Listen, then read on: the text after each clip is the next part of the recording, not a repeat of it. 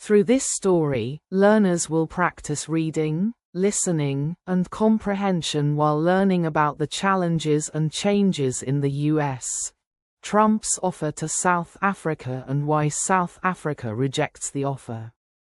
This is unacceptable. It feels like an insult to Trump. How can they reject Trump's offer? Please come closer and let's discuss this matter. For those who don't know, before the offer was made, Trump made several strong statements about South Africa. We were living our lives in America when our president started shouting that white people are being treated unfairly in South Africa. He said that white farmers are losing their land. Everyone started to panic. What is happening in South Africa? Is there another attack against foreigners? Let me quote him. South Africa was taking away land from white people and treating them very badly. This is a massive human rights violation. The United States will not stand for it. I will stop all future funding to South Africa. He warned that he would cut off all future funding to South Africa if this continued. Trump even claimed that the country was experiencing a massive human rights violation. It turns out that Trump was talking about the government's effort to fix decades of wrongs against black South Africans. You may know that white people were not originally from South Africa. They came from Europe in the late 17th century, from the Netherlands, France, England, and Germany. They were immigrants in South Africa, but they forced their way into the country. In fact, they enslaved the native black South Africans. This is something that Donald Trump does not understand. You can search on Google to see that white Europeans did enslave South Africans. They introduced slavery to the Cape Colony in 1652. You might not believe it, but slavery lasted until 1834 to 182 years after they said slavery had ended. The former slaves stayed with their owners as apprentices. South Africans, you have suffered a lot. Fast forward to 1913, when the government made a law called the Natives Land Act. This law forced all black people in South Africa to live in certain parts of the country. They were only allowed to own 8% of the land in South Africa. Can you imagine that? White people took the land from black South Africans. The land where the black people were moved was chosen carefully. They were put near the borders of major cities so that white people could easily go into the cities for work. Black people had to work as cleaners, cooks, and helpers for white families. They also worked on white people's farms, even though those farms were originally taken from the black South Africans. Sadly, if you visit South Africa today, you can still see segregation. In some areas, beautiful houses with backyards and modern amenities stand very close to poor neighborhoods. I was shocked when I saw this. Then, in 1948, the National Party, which was all white, came to power. They made segregation part of the law, and that system was set in place, which lasted until the early 1990s. It wasn't just about black people not being allowed to use their toilets. No. The government consisting of only white people passed a total of 148 apartheid laws during those years. They didn't pass all of them at once, but over the years, they started passing all kinds of laws about things that black people were not. In their own country, black people were not allowed to do many things. The government passed 148 apartheid laws. They even made black people carry passbooks. These are not passports. The passbooks showed where they were allowed to work and go. Their movement was very limited. If they went anywhere not written in their passbook, they could be arrested. The white minority controlled where black people could live, walk, and even worship. They were not allowed to use the same toilets as white people. If they worked at a white person's house and needed to use the toilet, they had to wait until they reached a place for black people. This was very similar to what African Americans experienced in America. The only difference was that black South Africans went through this in their own country. They were also not allowed to use the same movie theaters, and black students were educated in a separate system that was considered inferior. Housing was given out by white people based on race. Employment was also divided by race. Interracial marriage was not allowed at all. It was illegal for a black person to date a white person. Millions of South Africans were forced to leave their homes so that white people could take over their land and build new towns. They even had churches only for white people, with white pastors who said that God supported apartheid. While all this was happening, the government also exploited the country's diamond wealth. They made a lot of profit and exported the diamonds as if they belonged only to white people. Most of the profit went to the white colonial powers, while the local people received very little benefit. Black people had to work very hard in the mines, doing the labor, while white people made the main profit. They shipped the diamonds to their own countries and continents, making money on both ends. Many people say that many European and Western countries were built using natural resources stolen from Africa. The worst part is that black people were not allowed to be full citizens in their own country. They could not participate in politics, and they had no voting rights. They were not given international passports either, so traveling abroad was very difficult. This situation continued until the early 1990s, when apartheid officially ended and a democratic government was formed in 1994. I hope this gives you an idea of why many Africans today still do not understand the reasons behind xenophobia. Many African countries helped South Africa during its fight for independence. Nigeria was a leader in this struggle. Nigeria even issued international passports and helped South Africans leave the country under the oppressive regime.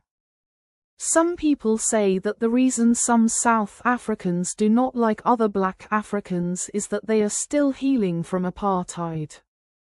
It is hard for them to see other black people come into their country and do well, even under a different system. But black Africans are not the enemy. I want to share this history to help you understand why the South African government now wants to give more land to black people. It has been 30 or 31 years since apartheid ended, but even today, 72% of private farmland in South Africa is still owned by the white minority, which is only 7% of the population. Black people have been hoping for their land to be given back since the end of apartheid. They have debated this for decades, and many are very upset. Finally, in January of this year, a law was passed for land expropriation to address this issue. This law is meant to fix the legacy of colonialism and apartheid. The law that was passed in January, one that upset Trump, does not allow land to be taken away randomly. It only targets land that is not being used. There will also be an agreement with the owners. Any expropriation of land must go through South Africa's independent land courts. The government does not plan to take away land that is in use, like productive residential or commercial property, or farms and mines. There are some cases where expropriation without compensation can happen. For example, if the state owns land that it does not need for its main functions, that land could be taken. I have also seen a video of Julius Malema chanting, "Killed a Boer, killed the farmer." I do not support him singing that song. However, this song has been around since the time of apartheid. It was popular in the early 1990s and was sung by Peter Makaaba, a leader of the African National Congress during segregation. I do not say that this song should be sung today. Apartheid is over. People are trying to live together in peace, but they also want to be treated fairly and equally in their own country. Now you have a better understanding of why the South African government wants to give more land to black people. Even though apartheid is over, those who own the land still control the economy. It is like a land monopoly. They are also the largest farmers, which gives them a huge source of wealth because people need to eat. Even now, white people still own the lion's share of all forms of capital in South Africa. However, the people are not saying that we should do to white people what they did to us. They are simply saying, "Give us more land." After all, it is our land. If white people, who are only 7% of the population, still control 72% of the land, is apartheid really over? Today, 60% of the mostly black population of Cape Town lives in townships at the edge of the city. Cape Town's city centre has valuable land that is developed by private developers who build luxury apartments. Nearly $1 billion worth of apartments are being built by the coast. Then, the US president saw that white people were being persecuted. Terrible things are happening in South Africa. The leadership is doing very bad things. They are taking away land and confiscating it, and they may even be doing worse things. The situation in South Africa is very dangerous and bad for many people. Did Trump know about apartheid when it was happening? Of course, he did. Did he help South Africans at that time? Not that I know of. But I do know that after Mandela was released and was trying to visit the US as part of a world tour, his people contacted Trump. Trump had an airline then, and he charged $130,000 to fly Mandela and his team. That is business. Could he have done it for free? Maybe, but no one asked him to. The important detail is that someone asked him about it in an interview before Election Day. They said, "You helped Mandela with your plane," and he replied, "Yes, I did because I like helping people. I do not like to talk about it." He did not mention that he collected $130,000. Remember, Mandela and his team were trying to come to the United States, and Trump chartered a 727 plane for their entire trip. He said, "I just like helping people. I help many people, and I enjoy doing it. I never talk about it." When they contacted him, they wanted to use his private jet. He said his private jet was being serviced. So, he offered them a commercial plane and charged them $130,000. The most painful part was when his personal lawyer, Michael Cohen, revealed in his book that Trump never really liked Mandela. He quoted Trump saying, "F Mandela, he was no leader." I remember that time when South Africans were very upset. They asked, "Who are you? What do you mean by that?" Of course, Trump knew about apartheid when it was happening. But enough of the history lesson, let's get back to him threatening South Africa. This was the response from the South African president when Trump threatened them. I do not know what Donald Trump has to do with South Africa, because he has never been here. He must stay in America. South Africa is our land. South Africa belongs to all the people who live here. It does not belong to Donald Trump. He can keep his America. He must leave us alone and stay out of our issues.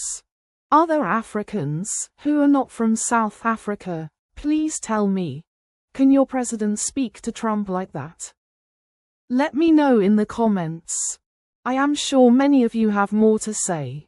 He did not stop there. Later, he signed an executive order to settle white South African farmers in the US. He offered asylum to all white people in South Africa to come and be refugees in America because he said they were being persecuted. However, many white South Africans rejected his offer. They believed that South Africa was their home, and they did not want to leave it. They felt proud of their country and wanted to solve their problems at home, not by accepting help from a foreign president. Trump also said he would cut off aid to South Africa. We all know how Mr. Trump behaves, so why should they do that if it is just to be spiteful? A white man from South Africa said, and I quote, "I am not a refugee. I come from South Africa. I am a native here. I might go on holiday there, but I will not stay there. Our government is very good to us. They recently fixed our roads, which boosts our business. Now, more people will buy our chickens, eggs, and meat. We must say clearly, we do not want to move elsewhere. We may disagree with the ANC, but we love our country." This background, Trump's harsh words and his offer of asylum, led many South Africans to firmly say no to his proposal. They wanted their country to stand on its own and fix its own issues, rather than rely on outside intervention. This rejection happened because of a long history of injustice. Even after apartheid ended, white people still controlled most of the land and wealth, while black South Africans suffered greatly. The sad thing is that now, maybe after realizing there is no case, and because South Africans are better off in South Africa since they control the land and the economy, Trump switched to South Africa's genocide case against Israel. In 2023, when Israel started bombing Gaza, South Africa said that Israel had committed genocide against Palestinians. So, they filed a case against Israel at the International Court of Justice. Now, Trump is saying that they must withdraw that case, or there will be no more funding. But South Africa has promised not to withdraw its genocide case against Israel, despite the Trump administration's threats and aid cuts. Let me tell you what I think about this whole drama. First, I am upset that white South Africans are not coming to be refugees in America. Americans were ready to help them, to clean their houses and set their beds, but they refused to come. That is very painful for some Americans. Second, does Trump know that there is a war in Sudan and in the Democratic Republic of Congo? There are people there who desperately need asylum. Or is this invitation only for white people? That is what I am trying to understand. No white farmer in South Africa has been attacked, yet they are given free asylum. What about those who have been killed or displaced in the Democratic Republic of Congo or Sudan? Are they not deserving of asylum in America? Have we been selective in who deserves to be protected? I am really looking forward to your comments. Let me stop here. I hope this video has educated you about the challenges and changes in the USA and Trump's offer to South Africa and why South Africa rejected the offer. I hope you have learned a new vocabulary or words in this story. Below is a list of some important vocabulary words from the video along with simple definitions to help you understand the text better. Apartheid. A system of racial segregation where people were separated by race. Example, apartheid forced black and white people to live in different areas. Expropriation, the act of taking property away from its owner by the government, often without paying. Example, the law allowed for the expropriation of land that was not being used. Segregation, the separation of people based on race, religion, or other differences. Example, segregation meant that black people could not use the same facilities as white people. Monopoly, complete control over a resource or market by one group or company. Example, a small group had a monopoly on most of the land in South Africa. Capital, money, property, or assets that can be used to create more wealth. Example, most of the capital in South Africa was owned by the white minority. Xenophobia, fear or dislike of people from other countries. Example, xenophobia can lead to unfair treatment of immigrants. Refugees, people who are forced to leave their country because of danger or conflict. Example, many refugees seek safety in another country. Asylum, the protection given by a country to someone who is fleeing danger in their home country. Example, some white South African farmers were offered asylum in America.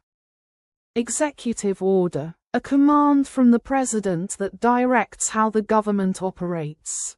Example, Trump signed an executive order related to asylum for white farmers. Propaganda, information or ideas spread to help or harm a cause, often by manipulating facts. Example, the government used propaganda to support its policies. Colonial, relating to a colony or the period when countries controlled other lands. Example, colonial powers exploited many resources during their rule. Persecution, maltreating someone because of their race, beliefs, or other differences. Example, during apartheid, black people faced persecution every day. These vocabulary words are key to understanding the context of the script. Take your time to learn each word and try using them in sentences to improve your English. That's by the way. Have you subscribed to the Helm app? Helm does not discriminate whether you are white or black. Everybody is invited to download this app. It will only take you 1 minute to download it on your cell phone, and just like that you can continue your English journey with a daily interesting post. Read any stories you want in any language you want. Click the link in my description to download it and subscribe. Thank you so much for watching my video, and thank you to everyone who has subscribed. If you have not yet subscribed, please do, it is free. I ask you to subscribe so you will know when I upload a new video. Also, click the bell button so you can get a notification. Let me know what topic you would like me to cover. Alright, everyone. Until next time, I'll see you in the next video. Bye.